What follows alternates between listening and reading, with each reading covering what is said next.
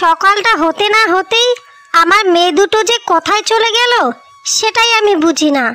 সব কাজ কর্মেই বাড়ির পড়ে আছে, কে করবে এত কাজ?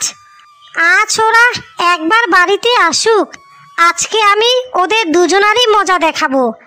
আমাকে না বলে কই তারা এক এক দিন সকাল হতে না হতেই কোথায় চলে যায়। আমি একটা অসুস্থ মানুষ, সংসারের এতই কিছু কিভাবে সামলাই। আজকে দু একটা কথা শুনিয়ে দিলেই ভবিষ্যতে আর ওরা এরকম কাজ করার সাহস পাবে না। আজকে আমি এখানেই সারাক্ষণ দাঁড়িয়ে থাকবো, ওরা আসলেই তারপরেই আমি ঘরের ভিতরে যাব, এর আগে নয়। এই হতচ্ছাড়ি, তোর কথা বলতে না বলতেই তুই বাড়িতে হাজির। বলি এক একটা দিন সকাল সকালে কোথায় যাস বলতো? বাড়িতে যে জন্মের কাজকর্মগুলো পড়ে আছে সেগুলোর দিকে কি তোদের কোনো খেয়াল আছে? শুধু ঢ্যাং ঢ্যাং করে বেরিয়ে গেলেই হলো, তাই না?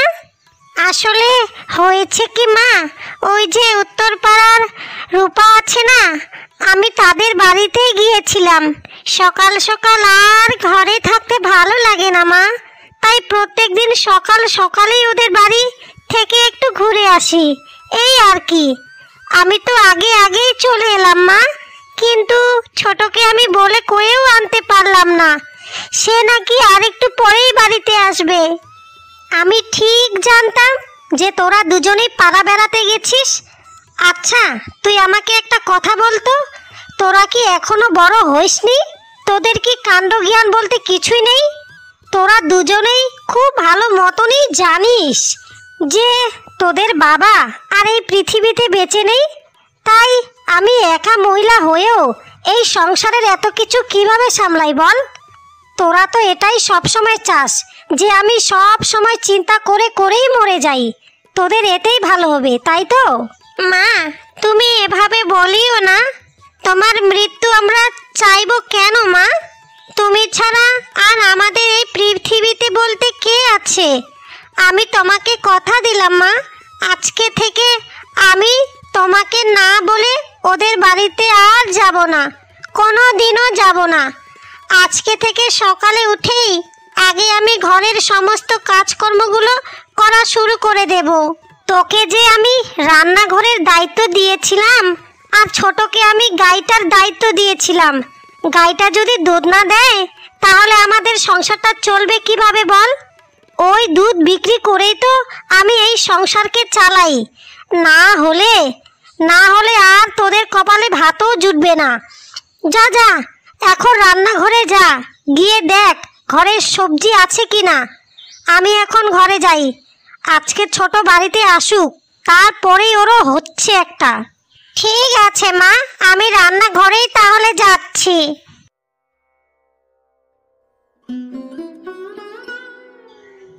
এই দাঁড়া বলছি, ওখানেই দাঁড়া। আমাকে না বলে কই তুই ঘরের মধ্যে ঢুকে যাচ্ছিস যে? তুই খুব বার বেড়ে গিয়েছিস তাই তো? শুধুই সারাটা দিন পাড়া বেড়াস। তোকে কতবার করে আমি বলেছি যে আগে সকালে ঘুম থেকে উঠে আগে গাইটার জন্য ঘাস কেটে দিবি। কই আমার কথাটা কি তুই একবারও শুনেছিস? সারাটা দিন মানুষের বাড়িতে বাড়িতে গিয়ে তুই কি করিস রে? এভাবে আর চলছে না, আর আমি একা সংসারটাকে সামলাতে পারছি না। আমাকে তুমি ক্ষমা করো মা, আমার একটুও মনে ছিল না। বলছি মা, আমার না খুব জোরে খিদেও পেয়েছে, আগে আমি না হয় দুটো খেয়ে নি, তারপরে গাইটাকেও খেতে দেব। আর দিদি কোথায় গিয়েছে মা? দিদিকে তো আমি কোথাও দেখতে পাচ্ছি না। শোন, আমি তোকে ভালোই বলছি, কালকে থেকে যদি তুই আর বাড়ির থেকে বাইরে বেরোইছিস না, তাহলে তুই দেখে নিস আমি তোকে এই বাড়ির থেকে বের করে দেব। এই সংসারের সব দায়িত্বটাই আমার। তার উপরে আমার দুটো মেয়ে হয়েছে যে তারা আমার একটা কথাও শোনে না। আমার স্বামীও আর বেঁচে নেই, যদি আজকে উনিও বেঁচে থাকতেন তাহলে এটা কোনো দিনও হতো না। মা তুমি এবারের মতনই আমাকে ক্ষমা করে দাও, আর আমি ওদের বাড়িতে কোনো দিনও যাব না মা। আর ওদের বাড়িতে গেলে আমি তোমাকে নিশ্চয়ই বলে যাব। আর আমার এরকম ভুল কখনোই হবে না মা। এবারে তো তুমি একটু হাসো মা। আমার এরকম গুমরা মুখ একদমও ভালো লাগে না। হয়েছে হয়েছে, আমাকে এত আদিক্ষেতা দেখাতে হবে না। আমাকে যেটা কথা দিয়েছিস সেটাই তোর মাথায় থাকলেই হলো, বুঝেছিস? এখন যা, বাইরে গিয়ে গাইটাকে ঘাস খেতে দে। আর না হলে যে দুধ দেবে না। আর দুধ যদি না দে তাহলে খাবেটা কি শুনি? আজকে আমার মেজাজটা এমনিতেই অনেক চড়া। এখন তুই আর আমাকে বিরক্তি করিস না। এখন তুই এখান থেকে যা তো।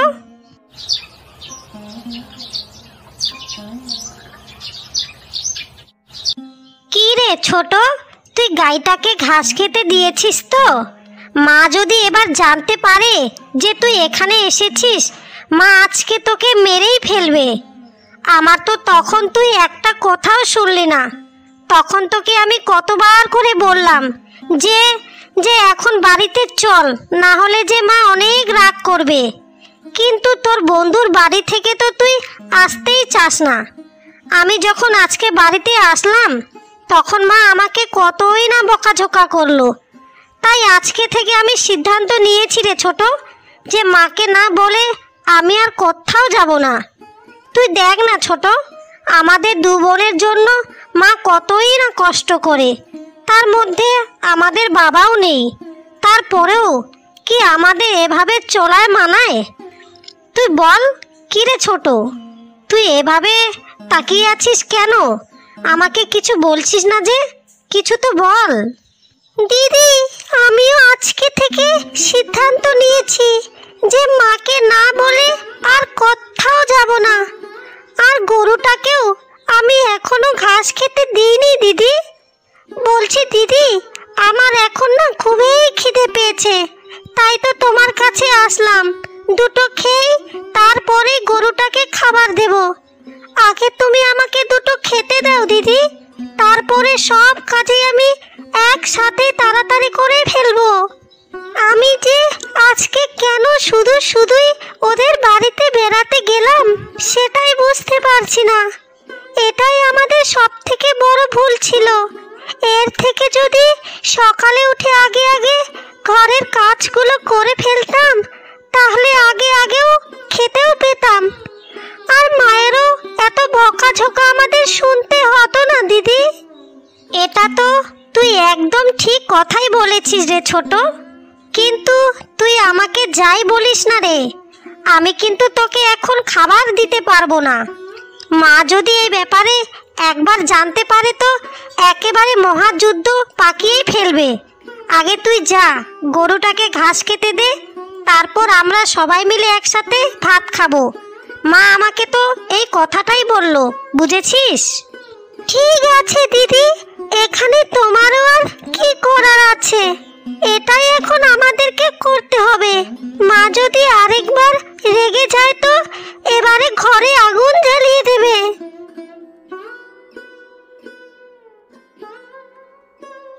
মা, ঘরে আর কিছু খাবার নেই? এই খাবার আমি খেতে পারবো না। শুধু কাঁচা লঙ্কা আর পেঁয়াজ দিয়ে কি আর ভাত খাওয়া যায় মা? তুমি তো ভালো করেই জানো মা, আমি শুকনো ভাত খেতে একদমও পারি না। তবু আমার পাতে এগুলো কেন দিলে বলো তো? বাবা, মেয়ের কথা শুনে তো আমার মনে হচ্ছে কোনো রাজবংশের রাজকুমারী খেতে বসেছে। এগুলো যদি তুই খেতে না পারিস, তোর গলা দিয়ে যদি তোর ভাত না নামে, তাহলে আমার এখানে কিছুই করার নেই। আমি এখানে যতটুকু সম্ভব আমি ততটুকুই তোদের জন্য করেছি। শোন, তোরা দুজনেই মন দিয়ে শোন, আমি কিন্তু পুরুষ মানুষ নই যে বাইরে কাজ করে তোদেরকে খাওয়াবো। ওই একটা গায়ের দুধ বিক্রি করেই আমি যতটুকু টাকা পাই আমি তোদের জন্য ততটুকুই করি। তোর জন্ম হওয়ার কথা ছিল রাজবাড়িতে, সেখানে সব সময় ভালো খাবার খেতে পারতিস। মা, তুমি ছোটর কথায় কিচ্ছু মনে করিও না। তুমি তো জানোই ওর স্বভাবটাই এরকম। আচ্ছা মা, তুমি আমাকে একটা কথা বলো তো, আমাদের গ্রামের জন্মের পর থেকেই আমি একটা পুরুষকেও দেখতে পেলাম না। তারা কোথায় গেছে মা? আর বাবাই আমাদের কিভাবে মারা গেল? তোমাকে আমি যখনই বাবার কথা বলি তুমি তখনই আমাদেরকে এড়িয়ে চলো। আজকে তোমাকে বলতেই হবে মা, আমরা মহিলা মানুষ দেখতে দেখতেই এতটা অবস্থা হয়ে পড়েছি যে পুরুষ মানুষদের কথা কখনোই মাথাতেই আসেনি। আজকে তোমাকে সব ঘটনা বলতেই হবে মা, যে এই গ্রামে এমন কি হয়েছে যে এই গ্রামে একটাও পুরুষ নেই। বলো না মা, তুমি আর এভাবে চুপ করে থেকো না, তুমি আমার কথার জবাব দাও। আজকে তোমাকে বলতেই হবে মা। সে যে এক লম্বা কাহিনী রে। তোর জন্মের পর থেকেই কয়েক বছর পরে তোর ছোট বোনের জন্ম হয়, কিন্তু তোর ছোট বোনের জন্মের কিছুদিনের পরেই এই গ্রামে একটা বিরল রোগ দেখা দেয়। সেই বিরল রোগ শুধুমাত্র পুরুষ মানুষকেই আক্রান্ত করত। সেই অসুখেই তোর বাবাও মারা যান। তারপর একের পর এক গ্রামের সব পুরুষ মানুষই মারা যেতে থাকে।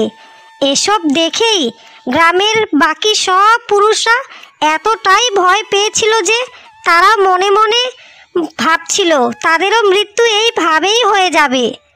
তাই তখনই এই গ্রামের যতই পুরুষ মানুষ ছিল সবাই এক এক করে অন্য শহরে যাওয়া শুরু করতে থাকে। তারপর বছরের পর বছর চলে যায়। সেই পুরুষগুলো যে গ্রাম ছেড়ে গেল, তারপর আর তারা এখানে ফিরে আসেনি। এভাবেই এই গ্রামটা পুরো শান্ত হয়ে পড়ে। তারপর থেকে এখানে শুধুই মহিলাদেরই বসবাস। আশা করি তুই এবার প্রশ্নের উত্তর তোর পেয়ে গেছিস।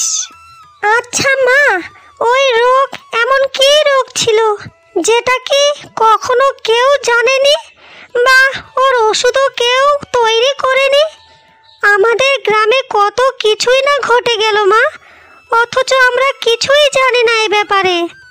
কিন্তু মা, আমার এটা ভেবে খুবই কষ্ট হচ্ছে, সেই লোকগুলোর কত কষ্ট করেই না মৃত্যু হয়েছিল। তুই যে কি বলিস না, ওষুধ ওষুধ আবার কে তৈরি করবে? এখানে বুদ্ধিমতো ডক্টর থাকলে তো কিছু ওষুধ তৈরি করতো, কিন্তু তারা তো সবার আগেই এই গ্রাম থেকে পালিয়ে যায়, যার কারণে গ্রামের সাধারণ মানুষরাও ভয় পেয়ে এখান থেকে পালিয়ে যায়। সবেই ভাগ্যের খেলা, বুঝেছিস?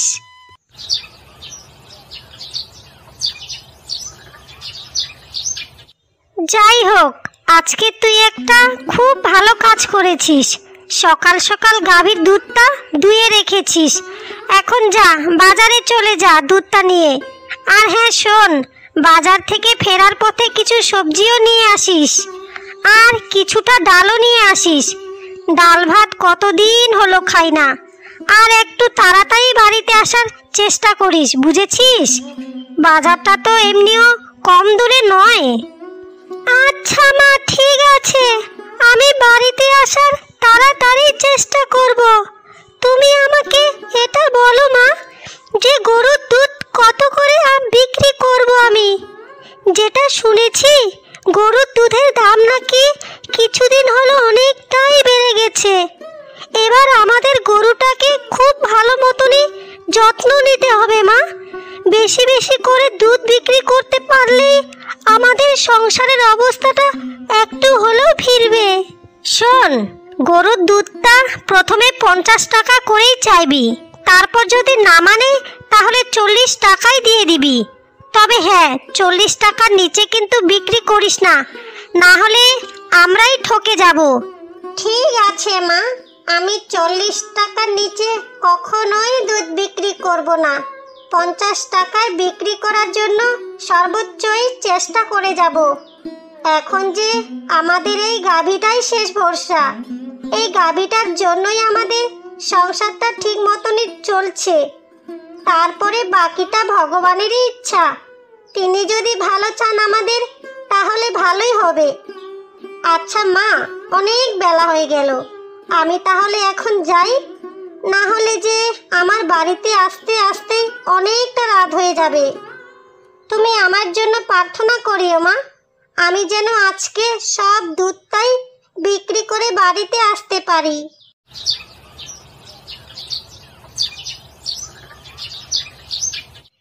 তা মা, বলছি দুধ কত করে বিক্রি করছো তুমি? কত জায়গায় আমি জিজ্ঞেস করলাম, কিন্তু আমার মনের মতো দামই মিলছে না। তুমি কত করে দেবে দুধ? আমার মনের মতো দাম হলে আমি তোমার কাছ থেকে সব দুধটাই কিনে নেব। মাসিমা, আপনাকে আমি 50 টাকায় দিয়ে দেব। তোমার কতটুকু দুধ লাগবে বলো তো? যাই হোক, তোমার কাছে দামটা একটু কমই আছে, ওখানে তো আরো দামেই বিক্রি করছে। তা তোমার এখানে কত কেজি দুধ আছে মা? আমার সবটাই লাগবে কিন্তু। আসলে কালকে আমার বাড়িতে একটা অনুষ্ঠান আছে, তো সেইখানে পায়েস রান্নার জন্যই দুধটা লাগবে। বলছি মাসিমা, এখন তো আমার কাছে মাত্র 4 কেজি দুধ আছে, আপনি সবটাই নিয়ে নিন। আর তারপরেও যদি আপনার আরও দুধ লাগে আমি আপনাকে দিতে পারবো। তবে মাসিমা, আগামীকাল পর্যন্তই আপনাকে দুধের জন্য অপেক্ষা করতে হবে। তাহলে তো খুবই ভালো হয় রে মা। তাহলে শোন মা, আগামীকাল সকাল সকাল তুই দুধ নিয়ে এখানে চলে আসিস। আমি তোর কাছ থেকেই সব দুধটাই কিনে নেব। তাহলে আর আমার ঝামেলাও থাকবে না। এখন একজন মানুষও পেলাম যার কাছ থেকে এবার আমি প্রতিদিনই দুধ নিতে পারবো। আচ্ছা ঠিক আছে মাসিমা, যাক আমারও খুব ভালো হলো। এখানে আমাকে আর অপেক্ষা করে বসে থাকতে লাগবে না। আপনার কাছেই তাড়াতাড়ি করে দুধ বিক্রি করে তাড়াতাড়ি আমি বাড়িতে চলে যাব।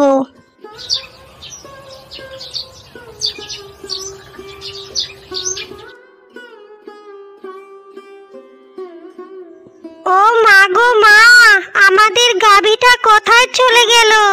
মা, ও মা, দিদি, ও দিদি, আমাদের গাভীটা যে চুরি হয়ে গেছে গো। কি সর্বনাশের কাণ্ডই ঘটেছে গো।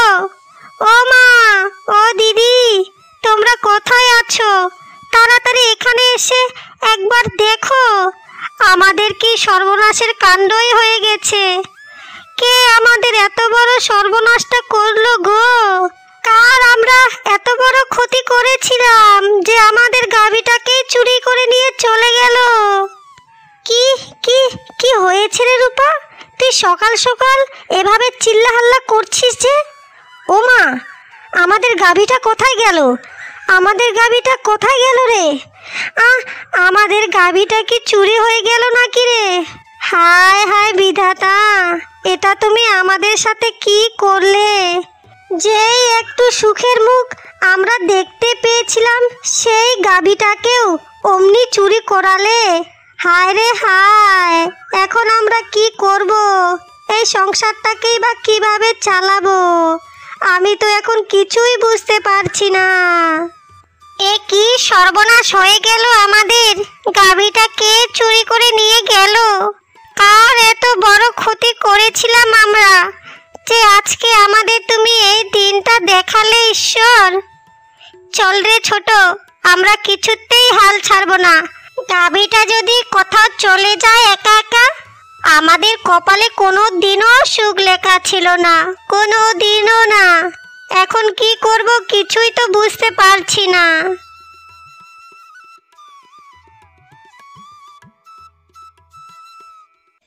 কাকিমা, ও কাকিমা, আপনি কি ঘরে আছেন? একটু বাইরে বেরিয়ে আসুন না কাকিমা। আজকে যে আমাদের বড় সর্বনাশ হয়ে গেছে। এই তো কাকিমা, বলছি আমাদের গাভীটাকে কি আপনি এদিকে কোথাও যেতে দেখেছেন? আমাদের গাভীটা আজ সকাল থেকেই খুঁজে পাচ্ছি না। না রে মা, তোদের গাভীটাকে তো আমি দেখিনি, কিন্তু 1 সপ্তাহ আগে মায়াদেরও গাভীটাও চুরি হয়ে গেছে। আমি নিশ্চিত যে পাশের গ্রামের লোকেরাই এই গাভীগুলোকে নিয়ে যাচ্ছে। চোরেরা যদি তোদের গাভীটাকে একবার নিয়ে যেতে পারে, তাহলে তোরা আর কোনো দিনও তোদের গাভীটাকে আর খুঁজে পাবি না। কারণ ওই গাভীগুলো নিয়েই তারা শহরে গিয়ে বিক্রি করে দেয়। এবার তো এই গাভীর আশা তোরা ছেড়ে দে রে মা। তোমরা এবার অন্য কোনো কাজের ব্যবস্থা করে দেখো। মায়াদের গাভীটা হারিয়ে গেল, তারপর থেকেই তার মা কি কান্নাকাটি। তারা ওই গাভীটাকে নিয়েই তো কত কষ্ট করে সংসারটাকে চালাতো। অবশেষে এই গাভীটাও চলে গেল ওদের হাত থেকে। কি আর করার বল? কাকিমা, আপনি তো সব কিছুই জানেনই যে আমার মা কত কষ্ট করেই ওই গাভীটাকে কিনেছিলেন। ওই গাভীটার দুধ বিক্রি করেই তো আমাদের সংসারটা কোনো মতন চলতো। এখন যে আমাদের কি হবে কিছুই তো আমরা বুঝতে পারছি না কাকিমা। তবে আমরা হাল ছাড়বো না, জঙ্গলের ওই দিকে গিয়ে একটু দেখি যদি গাভীটা একা একা জঙ্গলে চলে গেছে। যদি আমাদের ভাগ্যে থাকে তাহলে তো পেয়েও যেতে পারি, তাই না কাকিমা? হ্যাঁ রে মা, তোদের এটাই সব থেকে ভালো হবে। তোরা দুজনেই জঙ্গলের ওই দিকে একটু গিয়ে দেখ, পেতেও তো পারিস। গ্রামটার যে কি হলো কিছু বছর ধরে, এমনিতেও গ্রামের একটাও পুরুষ নেই, যার কারণে চোরেদের আরো উৎপাত এভাবে ঘটেই চলেছে।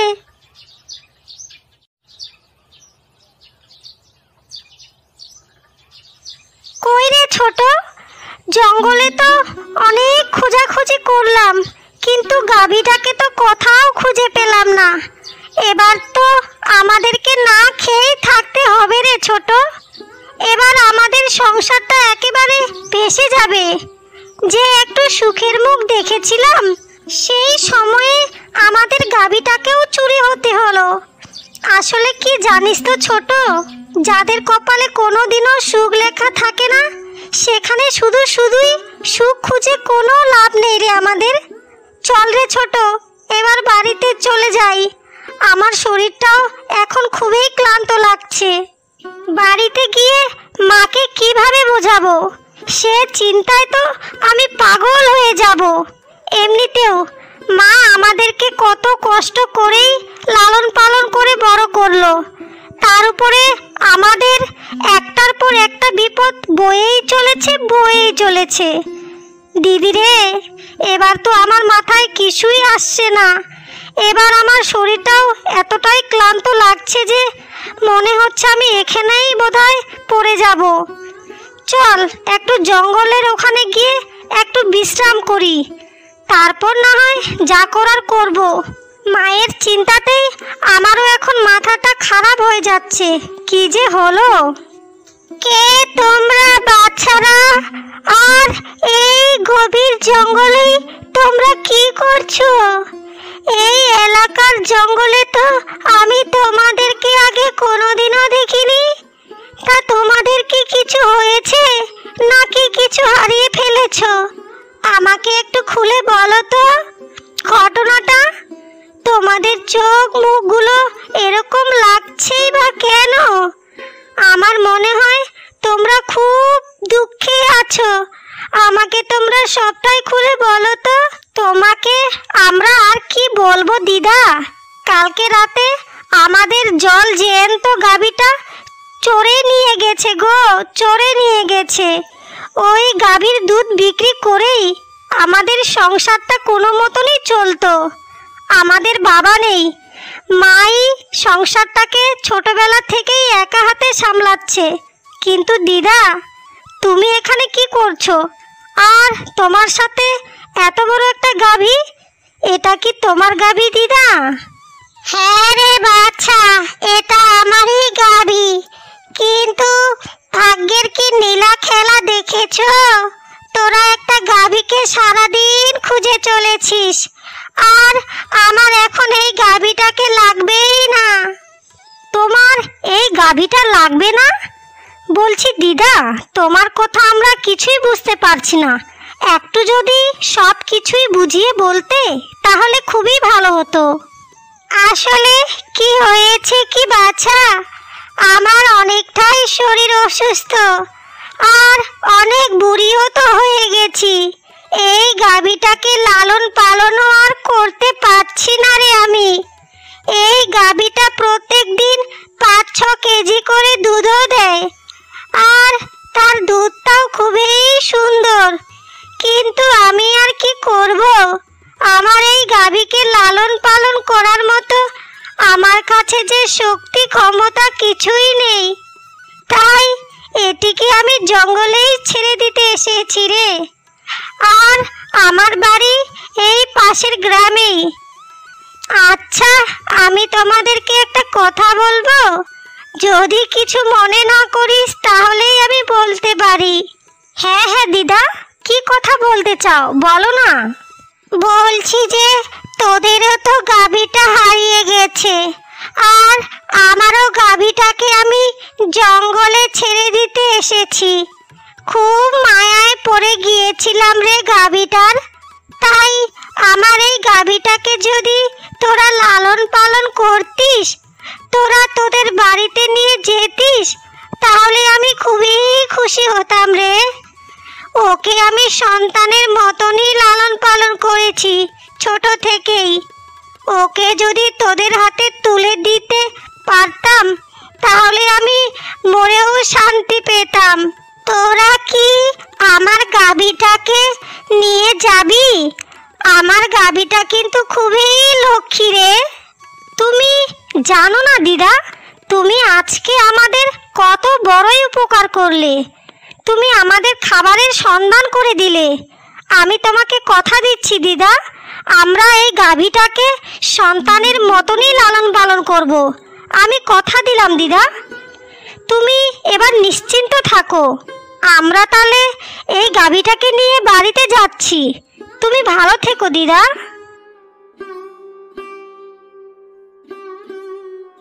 আমাকে তোমরা দুজনে ক্ষমা করে দিও মা। যেখানে তোদের মতো মেয়ে পেয়ে আমাকে গর্ববোধ করার কথা ছিল, সেখানেই তোমাদেরকে আমি রাগের মাথায় কতই না বকাঝকাও করেছি। কিন্তু একটা কথা কি তোরা দেখেছিস, যে ঈশ্বর যা করে সব সময় আমাদের মঙ্গলের জন্যই করে। তারপরেও তুই দেখ না মা, আমাদের বাড়ির গাভীটাও আজকে হারিয়ে গেছে, আর ঈশ্বর আজকেই আমাদের কত বড় একটা গাভীও দান করেছেন। আজকের পর থেকে আর আমাদের কোনো কষ্ট রইল না রে, আর কোনো কষ্টই রইল না। হ্যাঁ মা, তুমি একদম ঠিকই বলেছ। এই যে দেখো না, আমাদের গাভীটা হারানো, তারপরে বুড়িমার গাভীটাও পাওয়া, সব কিছুই কেমন জানি একটা নিখুঁত। বিধাতা যা করেন আমাদের ভালোর জন্যই করেন মা। যদি আজকে আমাদের গাভীটা চুরি না হতো আর আমরা জঙ্গলে না যেতাম, তাহলে আজকে এত বড় একটা সুন্দর গাভী আমরা আর কখনো পেতাম কি বলো মা? বলতে হবে মা। এখন এই গাভীটা 5 কেজি করে প্রত্যেক দিন দুধ দেবে। আমরা প্রত্যেক দিন এখন থেকে মাছ ভাত খেতে পারবো মা। প্রত্যেক দিনই মাছ ভাত খেতে পারবো। কি মজা গো, কি মজা। আর কালকে থেকে আমাদের গোয়াল ঘরটাকেও আরো শক্তপোক্ত মজবুত করে বানাতে হবে, বুঝেছো মা? আচ্ছা রে মা, আচ্ছা, আমার পাগলি মা একটা।